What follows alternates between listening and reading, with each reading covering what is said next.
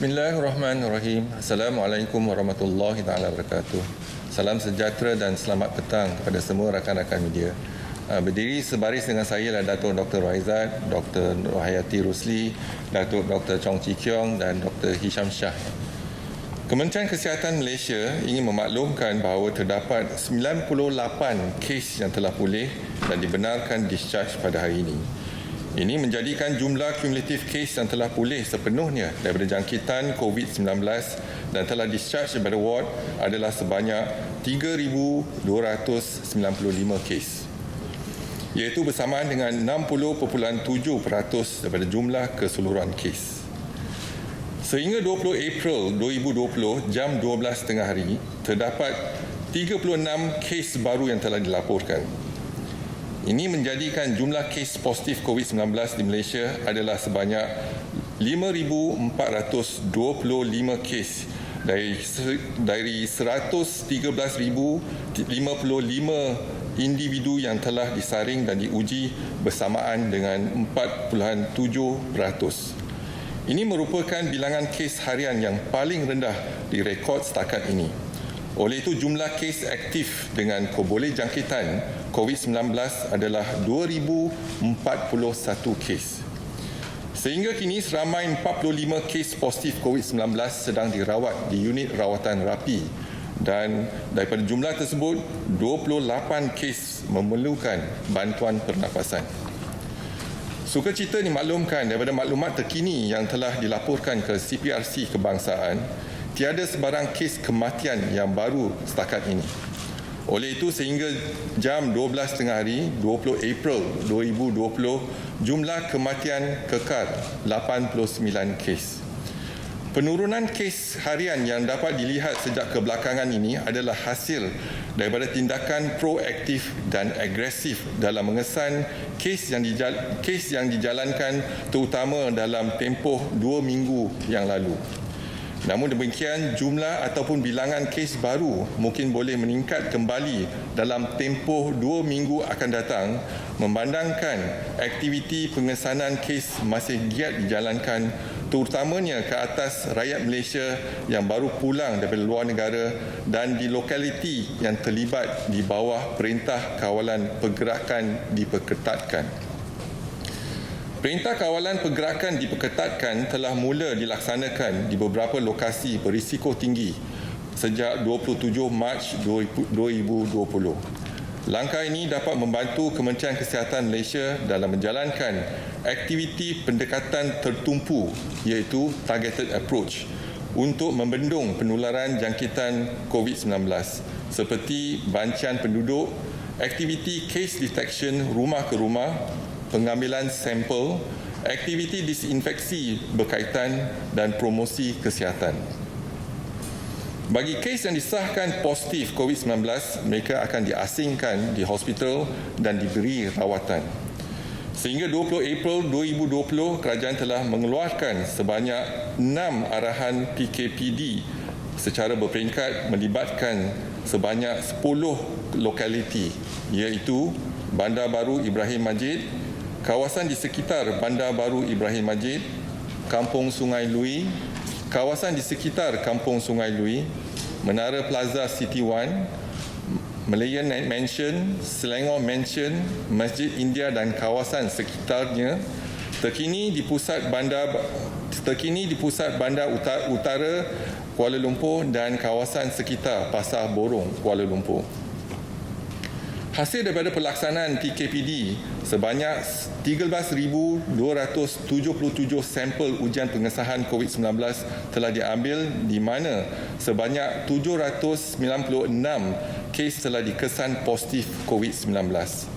Terdapat 5 kematian daripada kawasan tersebut iaitu kes 1,114, kes 2,627, kes 1,649 dan kes 1,251 dari Bandar Baru Ibrahim Majid dan kawasan sekitarnya. Serta satu kes iaitu kes 1,906 dari Menara Plaza City One. Selaras dengan trend penurunan kes COVID-19, Kementerian Kesihatan Malaysia ingin menegaskan dan mengingatkan seluruh rakyat Malaysia untuk tidak mengambil mudah serta merasa selesa dengan keberkesanan pengekangan jangkitan COVID-19 yang dicapai setakat ini. Perjuangan kita masih berterusan dan pastinya masih belum tamat. Teruskan usaha membantu kerajaan dalam memastikan rantaian jangkitan COVID-19 ini dapat dibendung dan diputuskan, iaitu dengan satu, patuh kepada perintah kawalan pergerakan, iaitu duduk di rumah. Yang kedua, mengamalkan tahap kebersihan yang optimum pada setiap masa seperti mencuci tangan dengan air dan sabun. Yang ketiga, mengamalkan jarak sosial selamat, iaitu sekurang-kurangnya 1 meter daripada orang lain. Dan saya maklumkan kluster perhimpunan di Masjid Seri Petaling. Setakat ini, sampel yang diambil ialah 27,122 sampel telah diambil. Yang positif ialah 1,951. Yang seterusnya telah dikenal pasti di 201 madrasah melibatkan pelajar-pelajar tahfiz dan dikenal pasti 11,360 pelajar tahfiz. Dan saringan telah dijalankan. Pun begitu, 4,296 telah disaring dan diuji, iaitu 37.8%. Dan yang positif ialah 280, iaitu bersamaan dengan 6.5%. Dan ingin dimaklumkan, semalam kita melaporkan 84 kes, yang mana 43 kes adalah kes import. Bermakna semalam dalam penularan dalam komuniti adalah 41 kes. 34 kes semalam telah dilaporkan di pusat kuarantin di Melaka dan 9 di pusat kuarantin di Putrajaya. Hari ini kita ada 36 kes di mana 24 ialah penularan di komuniti dan 12 adalah kes import daripada pelajar kita daripada luar negara, iaitu 11 daripada Magetan, Jawa Timur, Indonesia dan seorang daripada United States of America. Dan ingin dimaklumkan kluster yang terbaru iaitu Magetan, Jawa Timur, iaitu ada pertambahan 11 kes menjadikan jumlah kes 54. Kluster persidangan gereja di Sarawak ada pertambahan 3 kes menjadikan jumlah 135 kes. Kluster PUI di Bali, iaitu di Kuantan, ada pertambahan 2 kes menjadikan jumlah 39 kes. Kluster PUI Itali, iaitu di Sarawak, ada pertambahan 1 kes menjadikan jumlah 54 kes. Kluster Sendayan ada pertambahan 1 kes menjadikan jumlah 77 kes. Dan seterusnya, kluster petugas kesihatan Kuching ada pertambahan 1 kes menjadikan jumlah 38 kes. Kluster Pasar Borong ada pertambahan 1 kes menjadikan jumlah 28 kes. Dan kluster yang lain tiada pertambahan, kekal dengan jumlah kes seperti diumumkan semalam. Dan saya buka kepada pertanyaan, kalau ada apa-apa soalan, silakan. Hi, Datuk Raga from TMI. We would like to know how many are affected and infected in the northern KL EMCO area, including Pasar Borong, Kuala Lumpur. Okay, from the early investigation that we have done and from the acute case detection, we noted that 2,064 cases been sampled. And from that sampling, positive is 22 cases plus 1 death in that area. Because of the increase of cases and death, 1 death, 36 years old, Myanmaris, came to our hospital Selayang at the category 4 and have to be intubated later, but succumbed to the disease, the COVID infection. Swab was taken and was confirmed as COVID positive. So we have 22 cases been detected positive out of the sampling of 2,064 cases. So because of that, we need to focus in the location as well as the target group. And the target risk, high risk group is basically in Pasar Borong, Kuala Lumpur, and we have taken action to enhance the MCO in that area.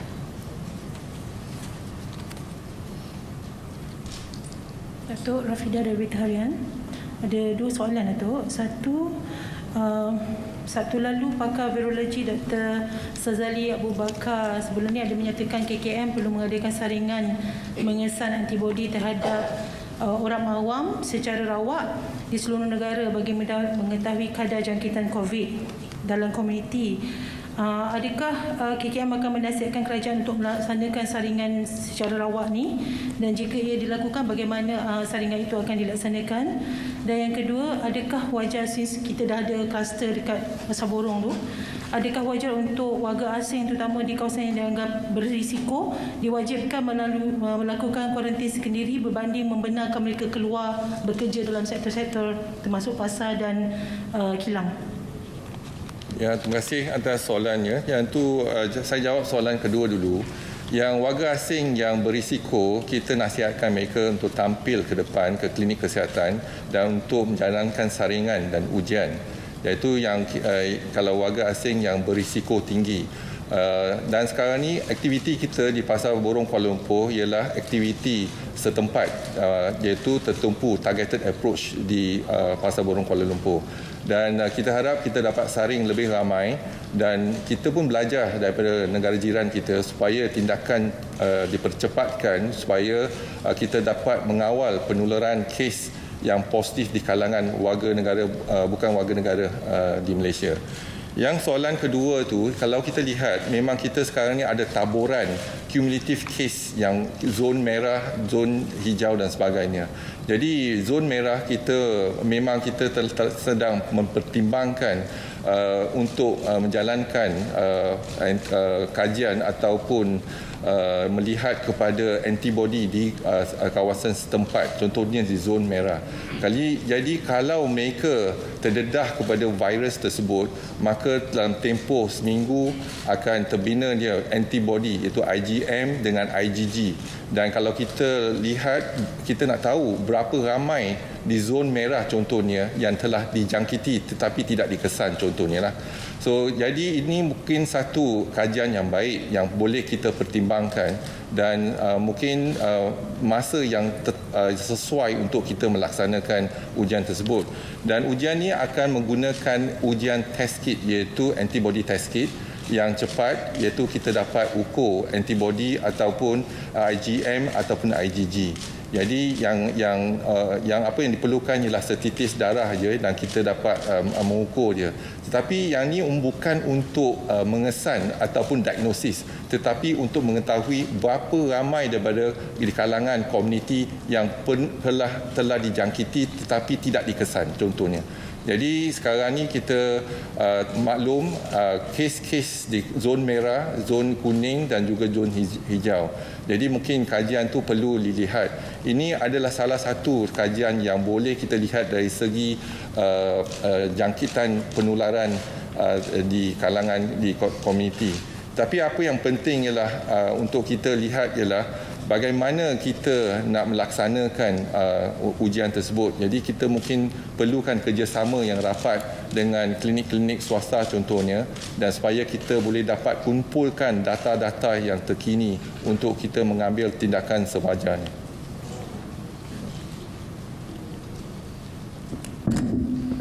Datuk Wan Sarul Azri daripada Media Prima.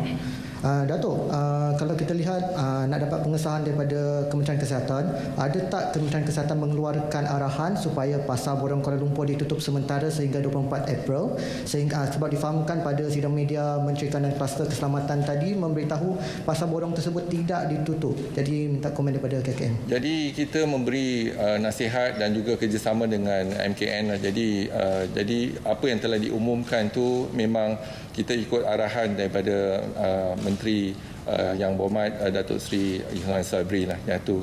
Jadi Kementerian Kesihatan kita tidak keluarkan sembarang arahan. Sebenarnya tindakan tu ialah tindakan MKN. Saya Bakia daripada Bernama. Mungkin warga asing yang dah tamat permit atau tamat tempoh, mungkin nasihat kepada Datuk mengenai untuk saringan. Lagi satu, betul ke ICU di Hospital Sultanah Bayer dah ditutup sebab tiada lagi kes di Kedah? Yang soalan kedua memang betul, ICU bila tak ada pesakit COVID, jadi kita bukan tutup tapi tak gunakan. Jadi kalau ada pesakit kita akan gunakan semula. Jadi memang kes-kes kita dapati dah berkurangan. Jadi penggunaan ICU dan juga mereka yang perlukan bantuan pernafasan pun dah berkurangan. Tetapi di utara, Perlis, Kedah, Pulau Pinang, kes pun dah berkurangan.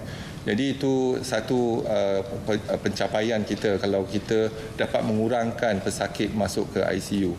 Yang kedua, untuk mereka warga negara yang telah bukan warga negara tetapi PAS lawatan ataupun PAS kerja telah tamat, walau bagaimanapun Kementerian Kesihatan syorkan mereka tampil ke depan untuk kita melaksanakan saringan. Itu yang penting. Jadi fokus utama di Kementerian Kesihatan ialah pastikan mereka tidak dijangkiti ataupun menjangkiti orang lain. Jadi pastinya kita perlu melaksanakan ujian untuk mereka.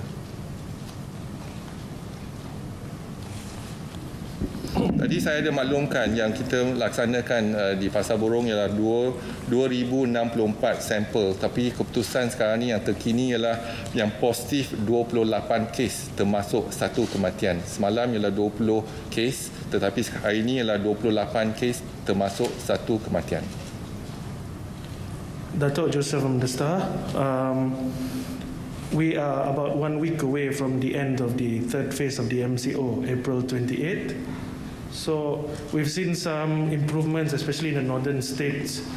So what sort of exit strategy is MOH going to plan, as well as maybe the next, if we were to extend the MCO, maybe the next phase we'll see green areas with less restrictions and more on the red zone areas. What's your comment? Thank you. So thank you for the question. And first and foremost, I think I am going to say this again. The war has not been won yet. So, and neither we have lost, but we have made a significant improvement in terms of reducing the cases.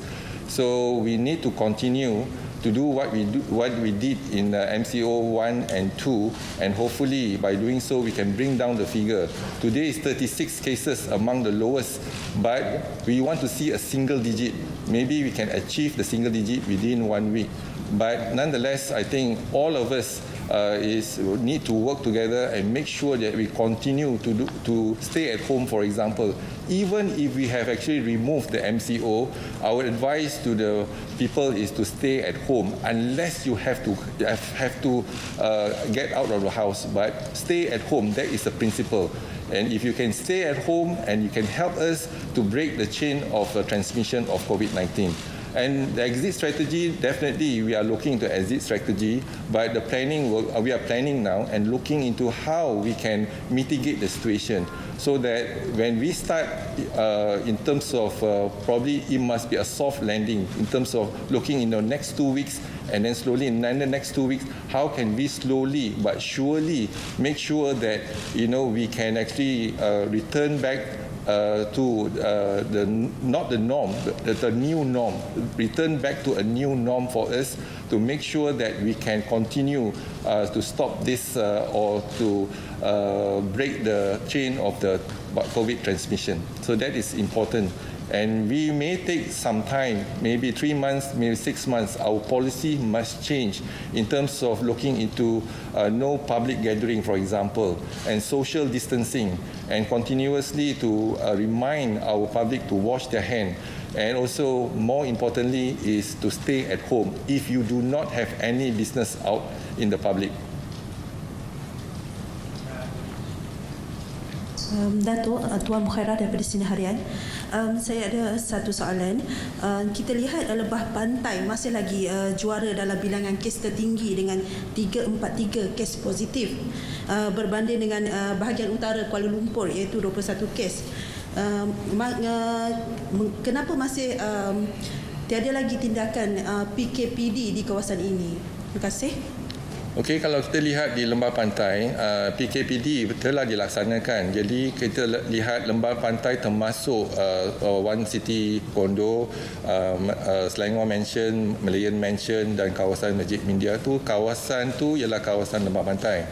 Jadi tindakan telah diambil dan apa yang pasti kalau kita lihat ialah kepadatan penduduk di kawasan lembah pantai itu tinggi kalau dibandingkan di kawasan-kawasan yang lain.